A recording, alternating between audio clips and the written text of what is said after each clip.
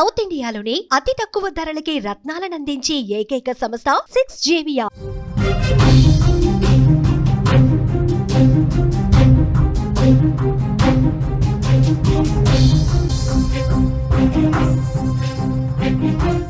కత్తి పట్టిన వాడు కత్తికే బలవుతాడు అన్నది ధర్మవరంలో జరిగిన హత్యను చూస్తే ఒక ఉదాహరణగా కనిపిస్తోంది.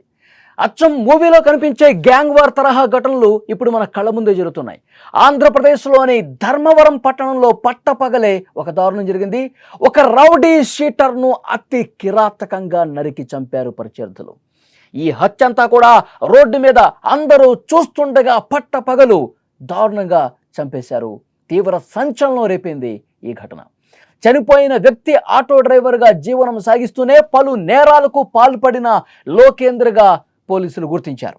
నిన్న మధ్యాహ్నం లోకేంద్ర తన బైక్ పై మరో వ్యక్తితో కలిసి ధర్మవరంలోని రామ్నగర్కి వెళ్తున్నాడు. సరిగ్గా అదే సమయంలో ఎదురుగా వచ్చినటువంటి ప్రత్యర్థులు కారుతో లోకేంద్ర బైక్ను బలంగా ఢీకొట్టారు. స్క్రీన్ మీద విజువల్స్లో కూడా మీరు చూస్తూ ఉన్నారు. బైక్తో లోకేంద్ర ఒక పక్కకి ఆగున్న సమయంలో ఒక్కసారిగా వెనక నుంచి వచ్చినటువంటి ఒక కారు ఆ బైక్ను గుద్దడంతో ఒక్కసారిగా కింద పడిపోయారు. ఈ ప్రమాదంతో బైక్తో పాటు లోకేంద్ర స్నేహితుడు కింద పడి గాయాల పాలయ్యారు. లోకేంద్ర కింద పడిన వెంటనే కారులో నుంచి దిగిన బాలకృష్ణారెడ్డి, ఇలియాజ్ అనే ఇద్దరు వ్యక్తులు అతడి మీద వేట కొడవళ్లతో విచక్షణ రహితంగా దాడికి పాల్పడ్డ పరిస్థితుంది. విజువల్స్లో ఒక్కసారి చూడండి. కారుతో ఢీ కొట్టిన తర్వాత వెంటనే వేట కొడవళ్ళు చేత పట్టుకొని కారులోంచి దిగి ఏ విధంగా లోకేంద్ర వైపు దూసుకొస్తున్నారో మనం స్క్రీన్ మీద చూస్తూ ఉన్నాం. లోకేంద్ర దగ్గరకు వచ్చి ఆ వేట కొడవళ్లతో ముందుగా తల భాగంలో నరికారు. ఆ తర్వాత ఒంటి మీద విచక్షణ రహితంగా నరికి చంపినటువంటి పరిస్థితుంది. శరీరంపై పలు చోట్ల వేటు వేసి చంపేశారు. ఈ ఘటన చూసినటువంటి అక్కడి స్థానికులు, అక్కడ రోడ్ల మీద వెళ్లే వాళ్ళు ఒక్కసారిగా భయాందోళనకు గురయ్యారు, షాక్ అయిపోయారు. ఈ ఘటన మొత్తం పక్కనే ఉన్న ఓ దుకాణంలో ఉన్న సీసీ కెమెరాలో రికార్డ్ అయింది. ఆ రికార్డ్ అయిన దృశ్యాలు మీరు స్క్రీన్ మీద చూస్తున్నారు.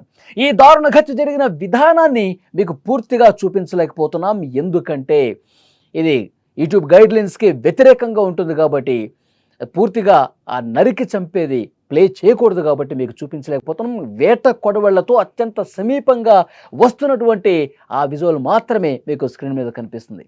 లోకేంద్రను దారుణంగా మర్డర్ చేసిన వెంటనే ఆ హంతకులు అదే కారులో పరారైపోయారు. వెంటనే పోలీసులు రంగంలోకి దిగి నిందితుల్ని వెంటాడారు. అనంతపురం జిల్లాలోని బత్తలపల్లి మండలం జ్వాలాపురం వద్ద హంతకుల్ని కూడా పోలీసులు అదుపులోకి తీసుకున్నారు. చాలా దారుణంగా ఈ హత్య జరిగింది. పోలీసులు ఈ డీటెయిల్స్ కూడా ఇచ్చారు. హత్య కారణాలేంటో. లోకేంద్రపై 2 హత్య కేసులున్నాయి. ఒక హోంగార్డు మీద దాడి కేసు కూడా ఉంది. మొత్తం 3 కేసులున్నాయి.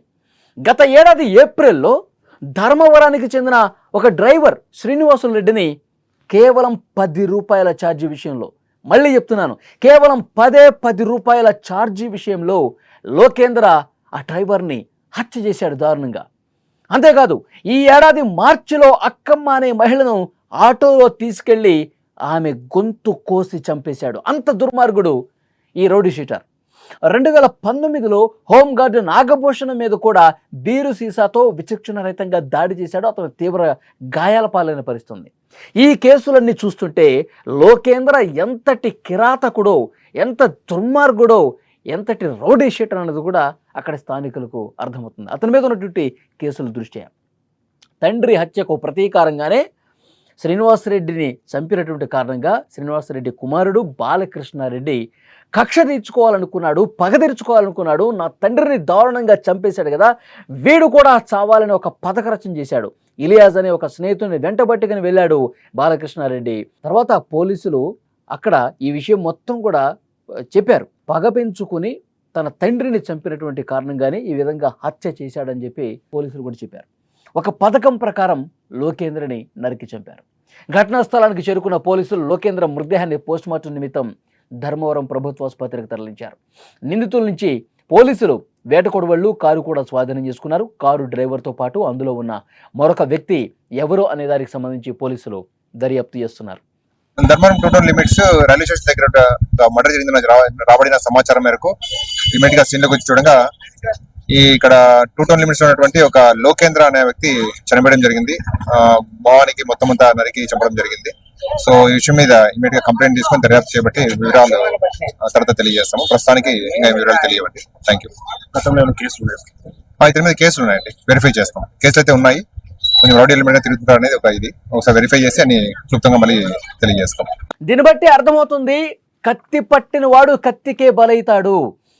దుర్మార్గాలు చేసిన వాడు మళ్ళీ అదే దుర్మార్గానికి బలైపోయే పరిస్థితి ఉంటుంది అని చెప్పి చాలా స్పష్టంగా ఈ ఘటన రుజువు చేస్తుంది.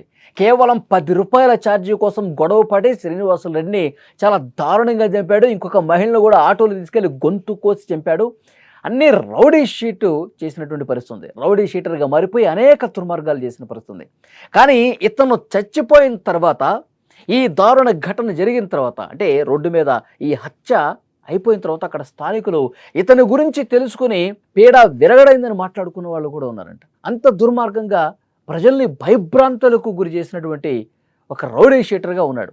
ఆయన మీద చాలా కేసులు ఉన్నాయి. ఆ కేసులకు సంబంధించి ఇన్వెస్టిగేట్ జరుగుతానుంది. అయితే ఇక్కడ ఈ ఘటన జరిగినటువంటి సందర్భంలో వీడు ఎంత దుర్మార్గంగా ప్రవర్తించాడో ఒకసారి మా ఊళ్ళో కూడా కొన్ని గొడవలు చేశాడు, మా పిల్లలను కూడా కొట్టాడు, ఇలా మాట్లాడుకుంటూ ఉన్నారు. అంటే వీడి నేర చరిత్ర ఏ విధంగా ఉందో అర్థమవుతుంది. అంటే ఇప్పుడు ఇక్కడ హత్య చేశారు, వాళ్ళు మనం సపోర్ట్ చేయొద్దు, అది కూడా తప్పే. చట్టాన్ని చేతిలో తీసుకుని ఈ విధంగా దుర్మార్గంగా ప్రవర్తించడం కూడా కరెక్ట్ కాదు. ఏదైనా సరే, ఏదైనా ఇబ్బందికర పరిస్థితులు ఉంటే న్యాయపరంగా చట్టపరంగా మనం శిక్ష పడాలని కోరుకోవాలి. అంతేగాని ఈ విధంగా విచక్షణ రహితంగా రోడ్ల మీద దాడులు చేసే పరిస్థితి రాకూడదు. కానీ అతనికి ఆ పరిస్థితి ఎందుకు వచ్చింది? అంతకుముందు అంత దారుణంగా అతడు ప్రవర్తించాడు కాబట్టి. ఇద్దరిని చంపేశాడు, ఇంకొకళ్ళని తీవ్రంగా గాయపరిచాడు, ఇంకా కొన్ని కేసులు ఉన్నాయి.